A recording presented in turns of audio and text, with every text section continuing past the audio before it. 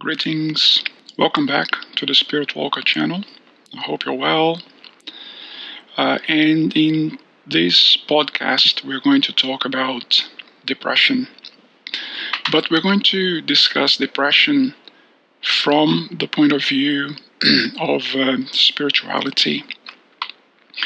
And more specifically from the point of view of Spiritism, the law of one, Buddhism, and the conscienciology of Valdo Vieira. So these are the points of view that we are going to discuss today. So before we start, I just wanted to remind everybody of the book, Mandela Effect, Friend or Foe. So this is a collaboration of the 4 channels. One, Eileen Coates, Unbiased and On the Fence, Vanessa VA, and Spirit Walker. Now, today, the number of people reporting depression is quite substantial. It's quite large, and it's very, it's a major problem, especially in the cusp of the transition from 3rd density to 4th density, which is what the planet is going through right now. Now, a lot has to do with the change in energy of the planet. A lot has to do with people just waking up and realizing that the world that they see around them is not necessarily the world that they wanted to see.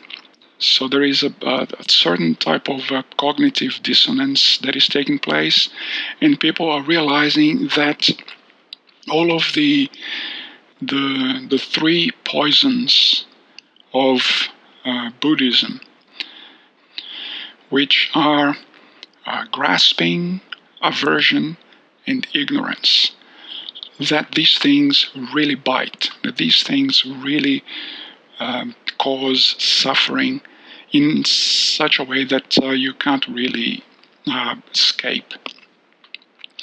So all of these changes are causing a great deal of depression, of resentment, when people realize that the world that they see around them is nowhere near the world that they would like to see.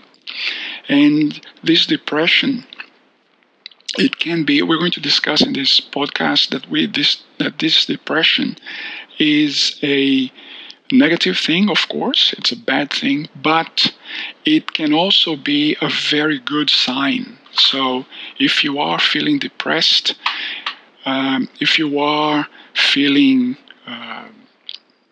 like you don't belong, or if you're feeling like there is a mountain of pressure on your shoulders, this could actually be a good sign, in the sense that this could be a sign that you're waking up and you're preparing yourself for the transition, or preparing yourself to help the transition of the planet. Now, what qualifies me to talk about depression? Well, I didn't have depression. I didn't have a long battle with depression. And now I think the type of depression that I am feeling is what is called in Buddhism, it's called a Nibbida, which is something we're going to discuss here in this podcast. So it's a negative type of feeling. It's a negative state of mind, but it's a negative state of mind that is actually encouraged in Buddhism. So you could very well start with the clinical depression and end up having this Nibbida type depression that is associated with awakening, is associated with a growing feeling that the reality around you is kind of fake, and it's uncontrollable, unsatisfactory, and impermanent. These are the 3 characteristics of Maya, the illusion of this fake reality, this fake physical reality that we seem to be trapped in. It is impermanent, uncontrollable, and unsatisfactory. It is impermanent because everything changes all the time, and as soon as you get something that you desired, that situation is going to change and it's going to make you lose it.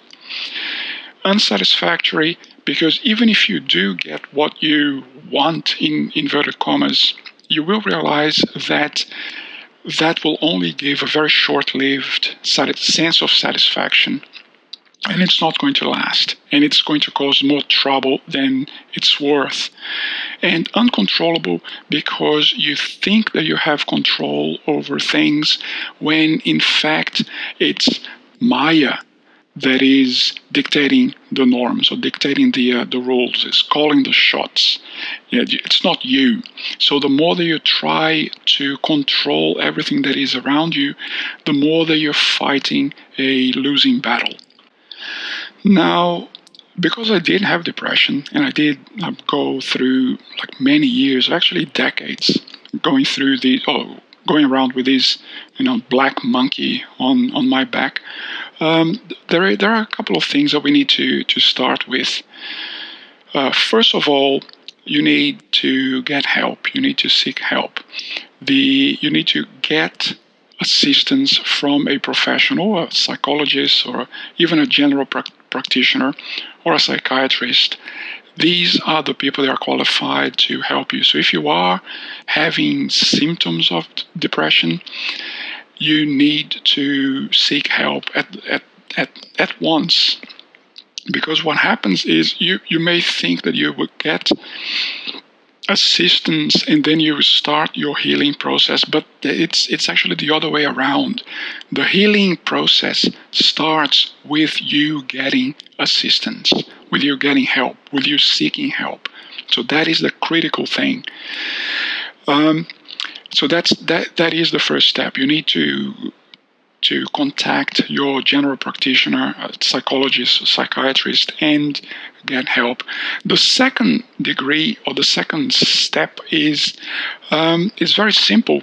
It's help others. So, because the reason why I say that is that depression is extremely self-centered, or depression makes you extremely self-centered, or perhaps it's the other way around. The more self-centered that you are, the more likely that you are going to have depression. The more that you're looking at your own navel, the more it is that you're going to find this deep lack of satisfaction with your life. Number 3 is mindfulness. Mindfulness is being aware of what you're feeling, but it's actually deeper than that.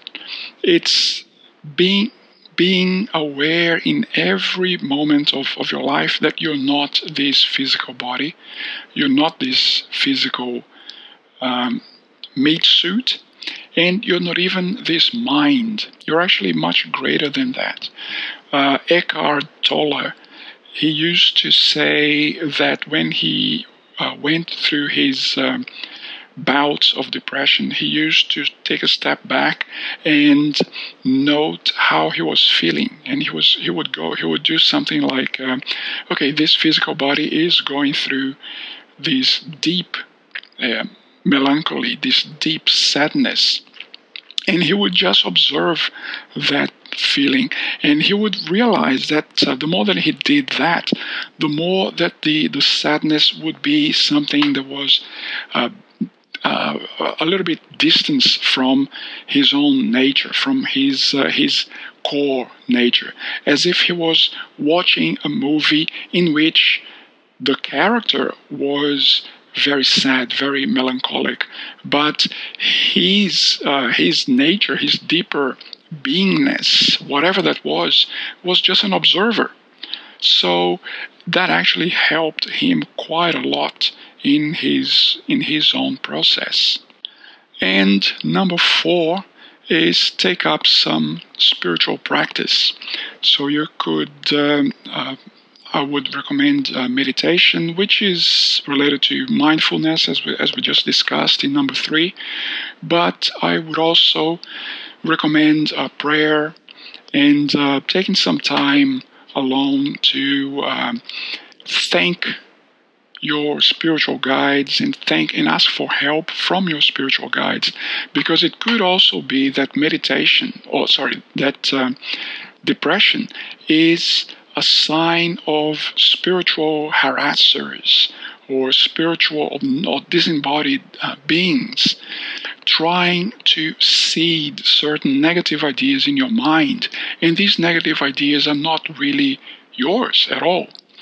And you feel horrible and you have these destructive ideas and you think that they are all yours, when in fact they are coming from a disembodied consciousness that is trying to make your life as difficult as possible, either because you have a karmic debt with that disembodied consciousness, with that spirit, whatever you want to call it, or because you are doing something that consciousness wants to stop. So you're doing something, you're doing some good input to the world. You're helping the world, you're helping others in some way, and negative beings absolutely hate that. So the moment that happens, you may find yourself in that wall of negativity, where every move that you take, you're hammered with negative thoughts and feelings, and you don't even know where they're coming from, but they might actually be coming from a negative consciousness or a group of negative beings, negative spirits that want to stop you in your tracks. Now, depression is not really easy to perceive or diagnose. Sometimes you could have depression in a person that from the outside is actually performing very well and is doing everything that that person is supposed to be doing. So this is sometimes called high functioning depression, or dysthymia.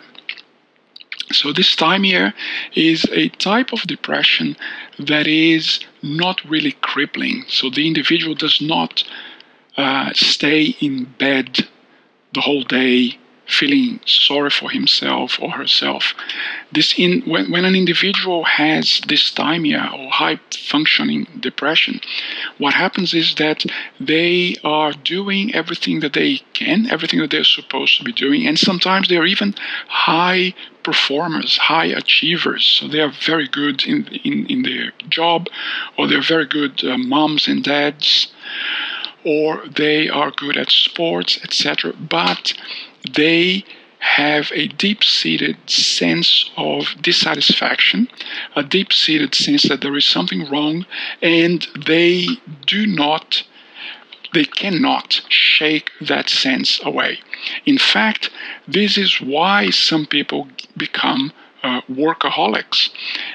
There are some people that they sense that sadness, that underlying, that all-encompassing sadness in their lives, and they try to numb that by work and overwork. So they try to not stop for 1 minute, because the moment that they stop and they find themselves facing solitude, or they find themselves facing themselves, that is the moment where they're going to be in touch with their own sadness, with their own sorrow. And they cannot even bear to do that. So they keep filling their days with stuff. So it's either work or training or jogging or going to movies or alcohol, going to bars and pubs and all sorts of different clubs and all sorts of sports events. So every time that I see someone that has a very, very busy life, I almost guarantee that that person is running away from dysthymia, so is running away from high performance or high functioning depression. So this is depression. And where does it come from? Well, in some cases, depression is a chemical imbalance in your physical body, and you will be able to talk to a general practitioner and will be able to talk to a psychiatrist or psychologist, and they will explain everything about these chemical imbalances. Or from the spiritual point of view, depression could be a result of some type of guilt, some type of karmic debt, or some type of sense that you don't really belong here. You don't really belong in this current lifetime. Now, you could have that because there is something that you could have done in past lives, and you're deeply ashamed of that, even though you don't remember what you did consciously. You don't consciously remember what you did, but you have that nagging sense of guilt that doesn't go away. That's one type of depression. And the other type of depression is in the case of the law of one, when they talk about wanderers. So people that came from higher densities to incarnate in this third density master cycle in order to help the planet shift into fourth density. This process of, it's almost like a step back, a regression. This is a very difficult process. So it could be that you are depressed because you feel that this is not home, you feel that this is wrong, that you feel that living in a world where you have so much corruption, so much violence, so much people, talking about BS in politics or in the media, etc. And you can't stand this level of superficial thought, and that can lead to a depression. But the good news, I would say, is that if you are incarnated on this planet right now, that is because you have earned the right, and you have the merit to be incarnated here. So basically, everything that you have done, even if you did some horrible things in the past, like your potential for growth and the good things that you have done, they have offset the bad karma to a certain extent, that the universe has given you the opportunity of an incarnation, because there are billions of souls trying to incarnate on planet Earth right now, and they can't,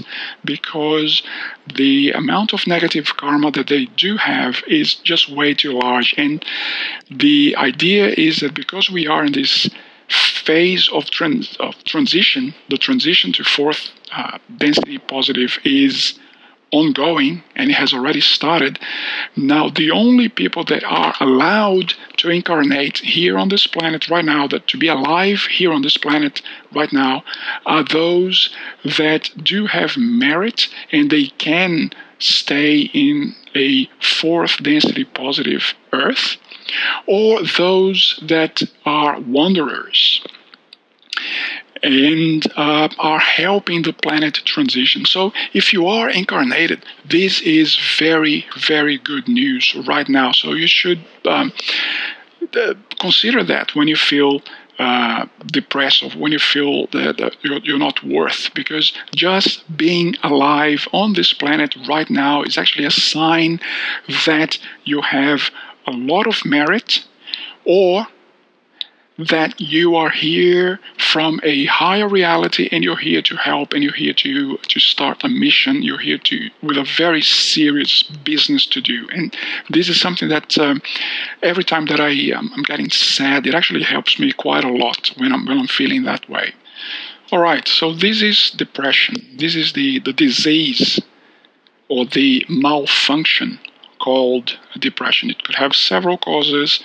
It could be just purely physical, hormonal.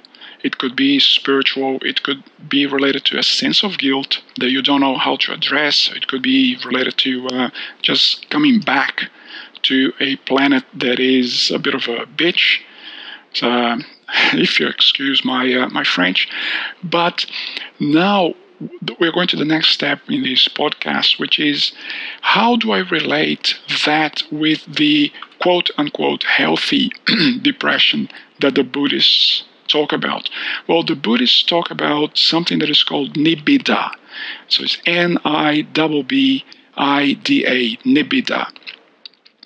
Nibbida is a sense of disenchantment or revulsion with this physical material life that we have here. So Nibbida is something that you quote unquote acquire after you have already started some spiritual practice like meditation or contemplation or even studying about spiritual things, and you start to realize that everything in this physical world is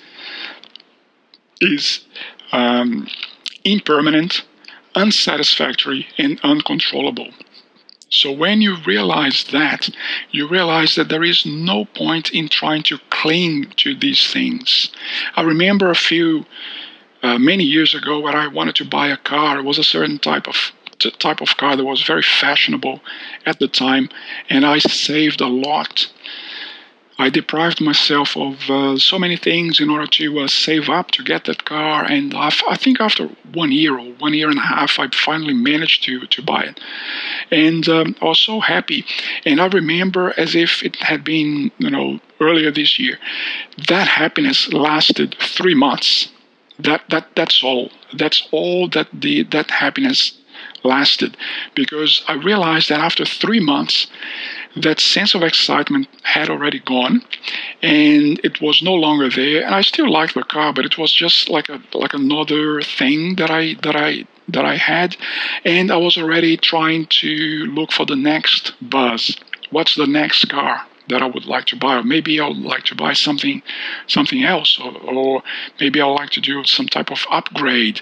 And that was when I realized that it would never stop. The more that you try to cling to material things, and then you have that buzz, that temporary buzz, and then you go through the period of dissatisfaction that comes after the buzz, then the more that you try to substitute that by something else. Maybe it's a fancy dress, maybe it's a nice suit, or it's a watch, or something like that, and it's never going to stop. So when you realize that clinging to material things or social status or whatever in this physical planet is not going to give you satisfaction that is long-lasting, then you start asking yourself, then what else? What is possibly going to give me some type of happiness? And you realize that the more that you look around in the physical world, the less you believe that the physical world can give you that type of serenity and satisfaction that is long-lasting. And then you start getting really anxious. It's like having a type of a spiritual panic attack. You don't know what to cling to, but you know that the things that you have been clinging to in the past are not going to give you any satisfaction. So that type of spiritual panic attack, that is Nibbida. That is the disenchantment and the revulsion that the Buddhists say that comes with some spiritual growth, with some spiritual practice. The interesting thing is that Nibbida is the only negative state of mind that is actually encouraged in Buddhism. So negative states of mind are all of those states that the Buddha called unskillful. So what are these states? These are the states that eventually cause suffering to the person that is feeling them. So, for example, anger or envy or jealousy or all of these negative things that arise out of a sense of dissatisfaction, but because of karma, they're going to create more dissatisfaction. All of these states are called unskillful states of mind or negative states of mind. But there is one negative state of mind that is actually considered in Buddhism a good thing, and that is Nibbida, which is this sense that you are just disenchanted with the physical world because you have just realized, the penny had dropped, that this physical world is not going to give you any type of long-lasting satisfaction at all, because everything in this physical world is impermanent, unsatisfactory, and uncontrollable. Now, Nibbida is encouraged in Buddhism because it's a sign that, as I just said, the penny had dropped. So that is a sign that you are on the path towards enlightenment. Now, enlightenment may take a long while. You may end up having maybe a few lifetimes away, a few incarnations away from total enlightenment. So it depends on how much practice you have. It depends on your dedication. It depends on how much knowledge of yourself and how much skillful attitudes you have. So how much good karma you accumulate for yourself, so how much you help others. The more that you meditate, the more that you help others, the closer you will be getting to this thing that is called the enlightenment. But Nibbida is something that helps you get into that state, because you need to be prodded, you need to be pushed by something. If you are having a good time, you're probably not going to realize that your life is lacking in something. So Nibbida is that fuel that prods you along a path of discovery. And that is the reason why Nibbida is the only negative state of mind that is actually encouraged in Buddhism. Now, let's just talk a little bit about the age of your soul. We have always, if you are a spiritual person, if you are seeking spiritually, you probably have heard about this typology that some people mention. So a person could be a young soul, a mature soul, or an old soul. I don't really like this typology because it suggests that mature souls are the best, and if you're old, it means that you're tired or you're no longer suit. And I find that this is a little bit off-putting and a little bit ambiguous. But this is the way that people refer or relate to the typology of soul ages. And so I would prefer to talk about mature souls as if I would rather give them the classification of beginner souls. Mature souls, I would rather call them intermediate souls. And old souls, I would rather give them the name advanced souls. I think that this terminology, beginner, intermediate, and advanced, they are much better because they express the hierarchy that these souls display. So if you are a beginner soul, it means that these are your first incarnations as a third density individual. So that actually means that you, up until recently, maybe 3, 4, 5, or 10, maybe incarnations ago, you were living as an irrational animal, and you have just recently graduated to life as a human being. So beginner souls do not have depression. That is my guess. I have to be honest with you. There's no research on that. That is my guess. But I am pretty sure that beginner souls do not have depression, and they do not have Nibbida either, because they are still learning what it is like to be human. So they have a lot to learn. They are the ones out there, maybe living off the land, or maybe doing some manual jobs, or kind of laborers.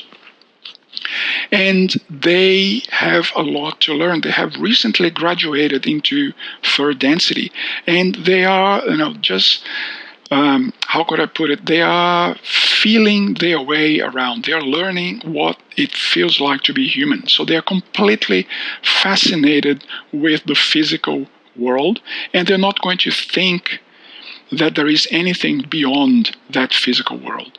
Now, intermediate souls, what some people call mature souls, and I don't like that terminology, but intermediate souls are the ones that have already had some incarnations, some lifetimes as human beings, as third density human beings. So they have already learned the ropes. They have already learned how to play the game, but they are still 100% captured by the physical reality. So these people, they know how to play the game. They know how to be human. They know how to influence others. They know how to manipulate others. And they are using all of these skills in order to gain material things for themselves. So these are your politicians, these are your company CEOs, company directors, and celebrities. These are your Hollywood tycoons. These are your international jet setters, etc. So these are the people that are bedazzled by the physical reality. And because they have a little bit of experience about what it feels like to be human, then they do get the wherewithal, they do get the intelligence, the smarts to acquire these things for themselves. Now, my suspicion is that intermediate souls also do not get depression because they are too busy trying to get physical things, physical perks. They want to accumulate more and more money and status and power and so on and so forth. So they are not going to get depression because they are still thinking that physical things and money and all of these trappings of third density life, they still think that these things are going to give them some type of satisfaction. So they're still in the rat race, and they're very, very happy to be in the rat race because they think that they are winning. Now, the old soul, or the advanced soul, that is a soul that has already been there, done that. They already have a latent understanding that material things will not give them satisfaction, will not give them happiness, and they don't remember where they got that from. And chances are that if you are listening to this podcast and you're made up until now, chances are that you are an old soul. Chances are that it is because this material resonates with you and you know that it's true. And you are trying to find information that confirms to you that there's nothing really wrong with you. Whatever is wrong is actually the 3D rendering of this physical reality, this physical illusion. That is what's wrong. So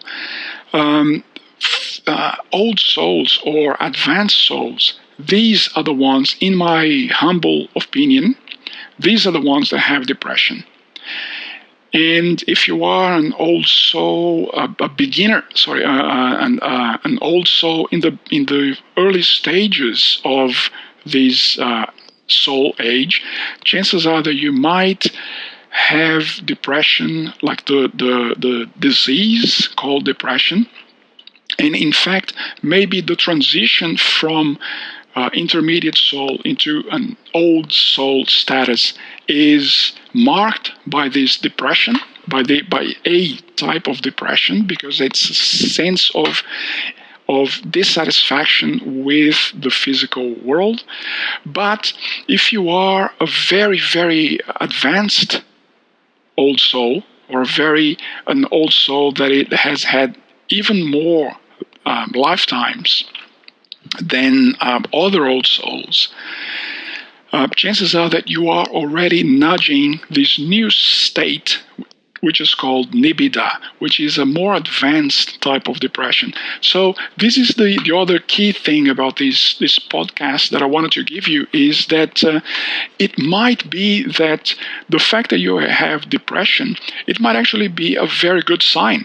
It is a sign that you have evolved. It may be a good sign that you are an old soul, an advanced soul, that is a little bit lost because this world is really crazy, but there's nothing really wrong with you. What is wrong is the world around you that you are seeing. So this could be the source of your depression. This could be the source of your sadness and your sense of being lost. So now for the final part of this podcast, I just wanted to contrast depression and Nibbida from different perspectives. So the first perspective is the origin. What is the origin of depression? The origin of depression, as I mentioned, it could happen naturally, in inverted commas. It could be, as I said, like some type of imbalance in your hormones, or you don't really know where it comes from, but it just happens to you. In contrast, Nibbida is quite different. No one gets Nibbida, in inverted commas. Nibbida is the result of some spiritual practice. Nibbida is the result of either meditation or contemplation or spiritual study. And that is how you start seeing that the world around you is not really the world that you would like to have. Number two is how you feel. For depression, it makes you feel awful, makes you feel de-energized. It's like chronic fatigue. It's like a permanent panic attack. That's how depression feels. In contrast, in Nibbida, you actually feel fine. You feel absolutely great. There is no lack of energy. There is no sense of deep sadness. There is just a sense of bewilderment that you somehow get it. You somehow understand that this is an illusion, this is a simulation, and you just don't know what to do to get out of it. Number three is how do you react? Well, in depression, people react to depression by wanting something or by craving something. So they start saying things like, or if only I get a better job, or if only I get the love that I deserve, etc., this depression is going to go away.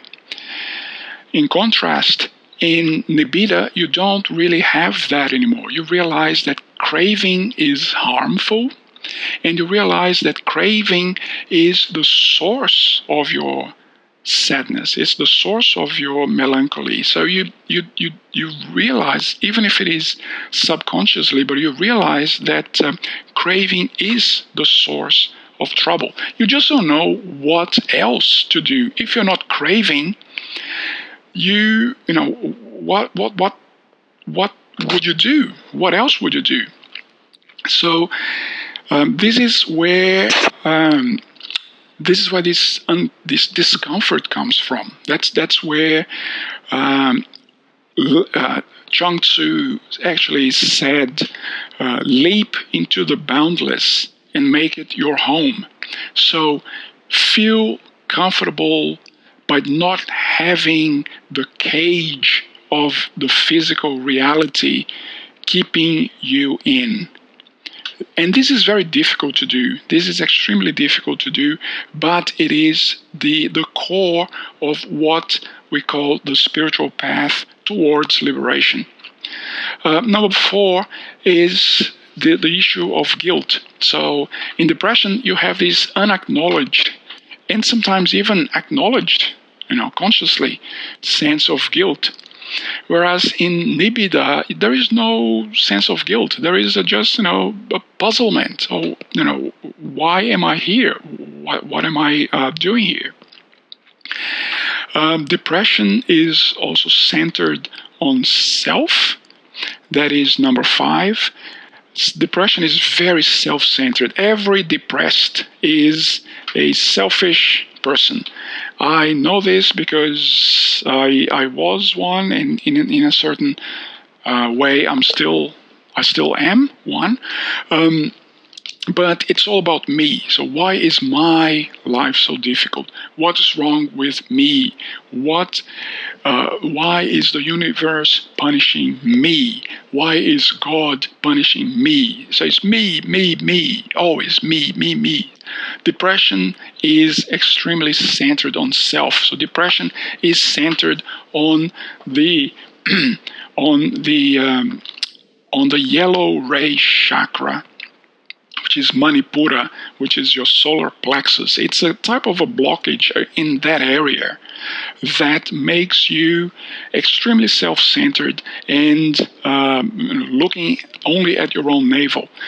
In contrast, Nibbida comes with a sense that somehow self is meaningless, and somehow attachment to self, that is what is causing a lot of your trouble. And you have that, you don't know what to do with that, but that's fine, because Nibbida is the beginning of the path in which you slowly, step by step, discover that getting rid of self, or getting rid of the notion of self, or at least overcoming the notion of self, or not being limited, not being bound by the notion of self. That is the beginning of a very steep spiritual development phase. And the earlier that you realize that, the earlier this spiritual growth will come. As I mentioned before, depression is something that is more likely to be either with a late, intermediate, or mature soul age. Maybe some mature souls or some intermediate souls do have depression as a prod for them to start seeking more than just physical things. Whereas Nibbida I think that Nibbida is something that you have to be an old soul to get it. I don't think that beginner souls and intermediate souls will understand or will get to the stage where they find Nibbida. And finally, I just wanted to end this, or conclude this podcast, by saying that the common depression may be a gateway into Nibbida.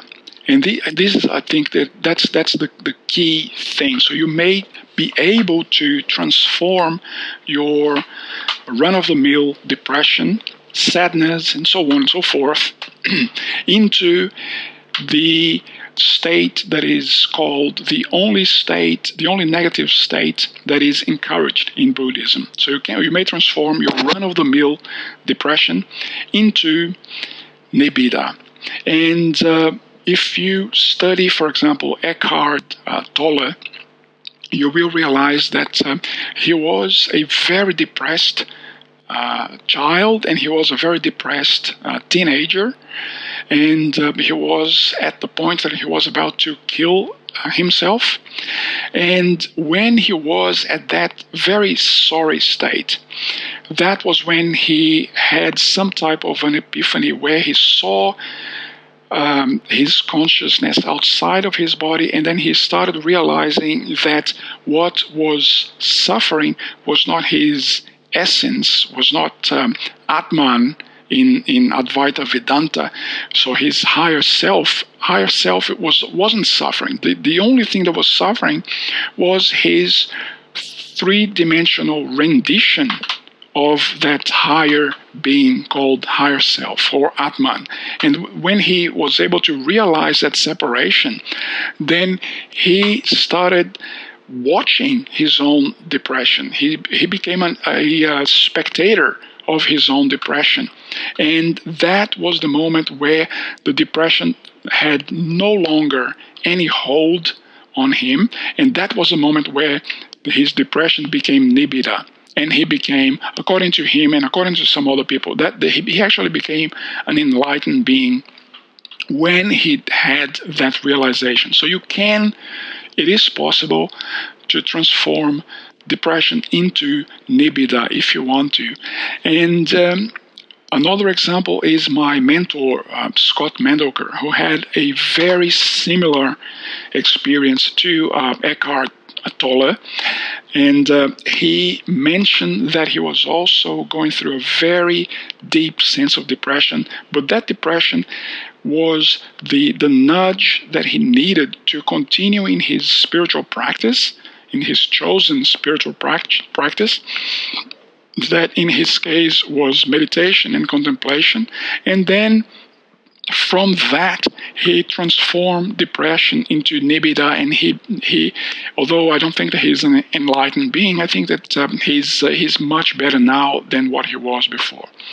So thank you very much for listening. I hope that this was helpful. Please leave your like and leave your comments down below, and I hope to see you next time.